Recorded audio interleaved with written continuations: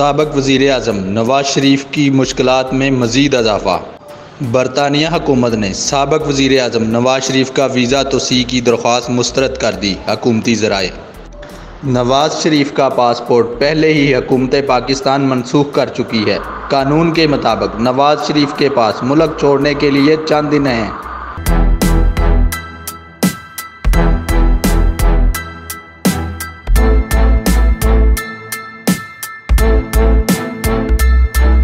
नवाज शरीफ को सफरी दस्तावेज़ात के लिए हुकूमत पाकिस्तान से रब्ता करना होगा।